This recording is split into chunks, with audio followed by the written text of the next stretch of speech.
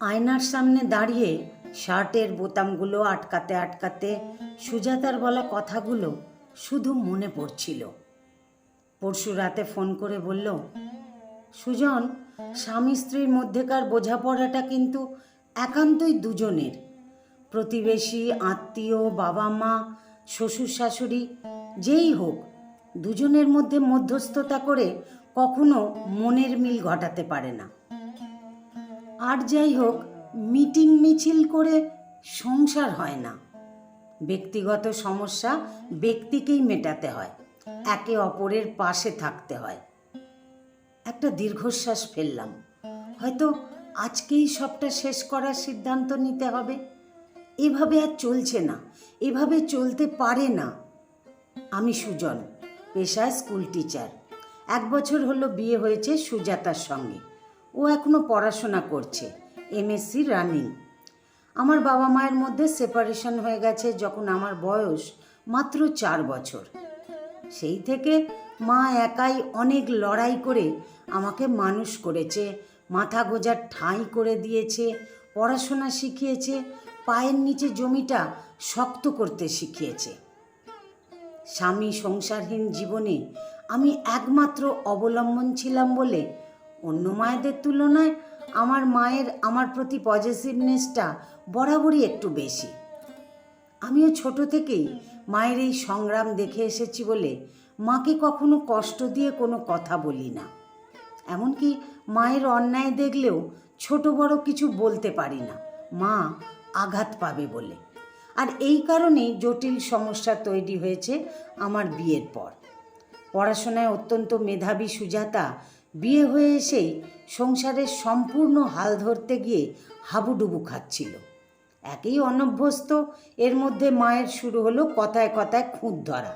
ওর কাজ পরিষ্কার নয়, ওর কমন সেন্সের অভাব, রান্না মুখে তোলা যায় না, ইউনিভার্সিটি থেকে ফিরে পড়াশোনা নিয়ে বসে পড়ে, মায়ের সেবা যত্নে খামতি আছে, ইত্যাদি ইত্যাদি। বাড়ির একমাত্র আদরের মেয়ে বিয়ে হয়ে এসে এরকম পরিস্থিতির মধ্যে পড়ে স্বাভাবিকভাবেই কান্নাকাটি করত, মন খারাপ করত। অনেক সহ্য করার পর একদিন আমতা আমতা করে মাকে বোঝাতে গেছিলাম। তাতেই মা এমন সিন ক্রিয়েট করলো যে বিয়ের পর আমি পাল্টে গেছি, বউয়ের আঁচলের নিচে থাকা উচিত, আমাকে মায়ের থেকে পর করে দেওয়া হয়েছে, ইত্যাদি ইত্যাদি। তখন ভাবলাম, আমি কথা বললে সুজাতার দুর্ভোগ আরও বাড়বে। আমি তারপর থেকে একদম চুপ করে গেছি। একটু মানিয়ে নাও বলে সুজাতাকেই বারবার কনভিন্স করার চেষ্টা করেছি, কিন্তু শিক্ষিত আত্মসম্মানী একটা মেয়ে ডেলিবারেটলি অশান্তির জ্বালা সহ্য করতে পারেনি। শেষ 2 মাস ও বাবার বাড়িতেই রয়েছে। আমাদের নিয়মিত দেখা হয়, ফোন মেসেজে কথা হয়, কিন্তু এখানে ফেরার নামগন্ধ করছে না। আমিও সুখের চেয়ে শান্তি ভালো বলে আসতে বলছি না। আমাদের মধ্যে এই নিয়ে অশান্তির টানাপোড়েনও চলছে। তাই আজ রবিবার সুজাতাদের বাড়িতে সুজাতা এবং ওর বাবা মায়ের সঙ্গে এ বিষয়ে আলোচনায় বসার কথা রয়েছে। এখান থেকে আমি আর মা যাচ্ছি।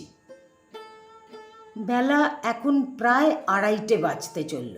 এ কথা ও কথা পারস্পরিক দোষারোপের পালা এখনও শেষ হলো না।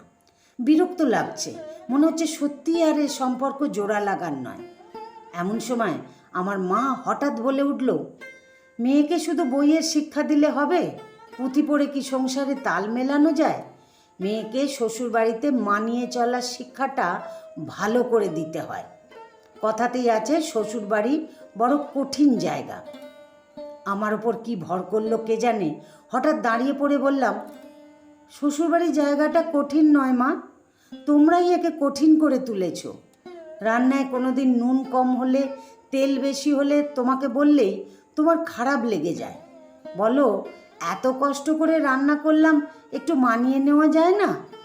অথচ ওই মেয়েটার কোনো কিছুই কি তুমি মানিয়ে নেওয়ার চেষ্টা করেছো, শিখিয়ে দেওয়ার চেষ্টা করেছো? ও হয়তো সবটা পারতো না, কিন্তু চেষ্টা তো করতো। আর তুমি সব সময় খুঁত ধরে ধরে খিটখিটে কথা বলে একটা বিশ্রী পরিবেশ তৈরি করেছো, আর আমার মন দিয়েছো বিষিয়ে। কষ্ট পাবে বলে না পারি তোমাকে কিছু বলতে, না পারলাম সংসারটা ধরে রাখতে। আমার বাড়িতে থাকলে না মেয়েটা শান্তি পাবে না আমি।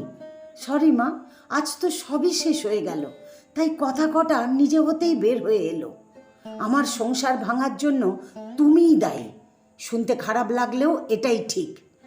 সুজাতা আর ওর বাবা মা বিস্ফারিত চোখে তাকিয়ে আছে আমার দিকে। মা কিন্তু অদ্ভুত রকম শান্ত। মৃদু হেসে ব্যাগ থেকে একটা কাগজ বের করলো, বলল, তাহলে আইনের কাজটা পাকা করে রাখাই ভালো। দুজনে সই কর। কি একটা জেদ চেপে গেল। কি লেখা আছে ভালো করে দেখলাম না, পড়লাম না, ঝাপসা চোখে দিলাম সই করে। দেখলাম সুজাতা খুব কাঁদছে।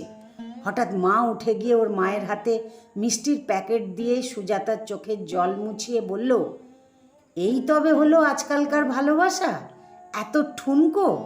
সংসারে তৃতীয় মানুষের জন্য পরস্পরের সঙ্গে মান অভিমান করে সংসার ভাঙার খেলায় মেতে উঠেছ দুজনে। আর বাবু, তোকেই বা এত মা ভক্ত হতে কে মাথার দিব্যি দিয়েছে রে? মায়েদের কি অন্যায় থাকে না? মায়েরা ভিলেন হতে পারে না? তুই স্কুল মাস্টার হয়ে নিরপেক্ষ বিচার করে প্রতিবাদ করবি, এটাই তো হওয়া উচিত। তারপর বলল, জানেন বেয়ান, আমার সংসারটা ভেঙেছিল এই অন্ধভক্তির কারণে। আমি আমার নিজের মানুষটাকে কখনো আমার করে পাইনি, কখনো আমার হয়ে প্রতিবাদ করতে দেখিনি, কখনো বাড়ির লোককে বলতে দেখিনি আমার সঙ্গে অন্যায় হচ্ছে। এরকম মেরুদণ্ডহীন মানুষের সঙ্গে থেকে লাভটা কি? তাই ঠিক করেছিলাম আমার ছেলে যেন অন্তত বউয়ের পাশে দাঁড়িয়ে ঠোঁট জোড়া খুলতে পারে। আমি শুধু হতভম্বের মতো বললাম, তাহলে ওই কাগজটা? মা হো হো করে হেসে বলল, হতভাগা, শুধু লোক দেখিয়ে বিয়ে করলে হবে? আসল বিয়েটা তো করতে হবে। এতদিনে তুমি বিয়ের উপযুক্ত হয়েছ, একজন মেয়ের দায়িত্ব নিতে শিখেছ। এটা হলো তোমাদের বিয়ের রেজিস্ট্রি ফর্ম, কাল গিয়ে অফিসে জমা দিয়ে আসবে। সুজাতা চোখে জল মুছতে মুছতে বলল, এত নিখুঁত অভিনয় একটুও বুঝতে পারিনি মা, কি করে পারলে? মা বলল, ওরে মেয়ে, সংসারই তো আসল অভিনয়ের জায়গা। বুড়ো হয়ে গেলাম, এটুকু পারবো না? যতই হোক পুরনো চাল তো ভাতে বাড়ে। কলমে পার্বতী মোদক। আমার গল্পটি যদি ভালো লাগে তাহলে একটা লাইক দিয়ে আপনাদের মতামত কমেন্ট বক্সে জানাতে ভুলবেন না। আর এরকম নতুন নতুন গল্প শুনতে আমাকে ফেসবুক থেকে যারা শুনছেন ফলো করে দেবেন, আর যারা ইউটিউব থেকে শুনছেন আমার ইউটিউব চ্যানেলটিকে সাবস্ক্রাইব করে পাশে থাকা বেল বাটনটিকে ক্লিক করে অল নোটিফিকেশানটি অন করে দেবেন। তাহলে আমি যখনই কোনো ভিডিও প্রকাশ করব আপনাদের কাছে অতি সরাসরি তা পৌঁছে যাবে। আমার ডেসক্রিপশন বক্সে আমার কিছু বেস্ট গল্পের ভিডিও লিংক দেওয়া রইল, যেগুলো ভিউয়ার্সদের পছন্দ অনুযায়ী আমি বেস্ট বলছি, পারলে একবার দেখে নেবেন। ধন্যবাদ আপনাদের সবাইকে সাথে থাকার জন্য।